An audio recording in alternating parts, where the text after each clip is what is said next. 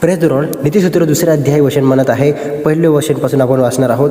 तर माझ्या मुला, जर तू माझी वचने स्वीकारशील, माझ्या आज्ञा आपल्याजवळ साठवून ठेवशील, आपले कान ज्ञानाकडे लावशील आणि आपले मन सुज्ञानाकडे लावशील, जर तू विवेकाला हाक मारशील, सुज्ञतेची आराधना करशील, जर तू रुपयाप्रमाणे त्याचा शोध करशील व गुप्त निधीप्रमाणे त्याला उमगून काढशील, तर परमेश्वराच्या भयाची तुला जाणीव होईल आणि देवाविषयीचे ज्ञान तुला प्राप्त होईल.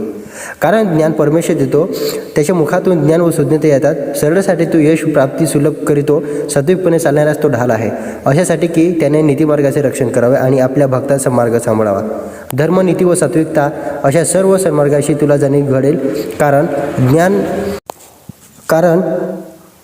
तुझ्या चिंतात प्रवेश करेल आणि तुझ्या विद्या जीवाला रम्य वाटेल. विवेक तुझे रक्षण करेल, समजपणा तुला सांभाळेल, म्हणजे कुमार्गापासून विवेक शून्य गोष्टी करणाऱ्या मनुष्यापासून तुला दूर ठेवील. तो सरळपणाचे मार्ग सोडून अंधकाराच्या मार्गाने चालतात, त्यांना दुष्कर्म करण्यात आनंद वाटतो.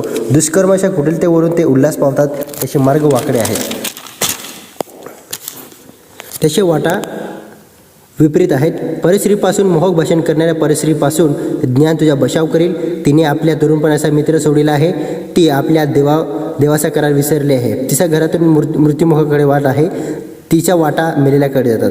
ते तिसकडे जातात, त्यातून कोणी परत येत नाही, त्यांना जीवनाचे मार्ग साधत नाही. यास्तव तू भल्याच्या मार्गाकडे चालावं, धार्मिक अशा रीतीने अवलंबन करावे. कारण सरळ जनच देशात वस्ती करतील, सात्विक जण त्यात राहतील. दुर्जनाचा देशातून उच्छेद होईल, अनसराचे त्यातून निर्मूलन होईल. Praise the Lord. प्रियांनो, देवाचं वचन ज्याच्यामध्ये राहणार नाही, देवाच्या वचनाकडे जे लक्ष देणार नाही, ते नाश पावणार, त्यांचे नाश होईल आणि त्यांची वाट जी आहे ती मृत्यूकडे आहे. त्यांना ध्येय माहीत नाही आहे आणि ते लोक नाशाकडे चालले आहे. Praise the Lord.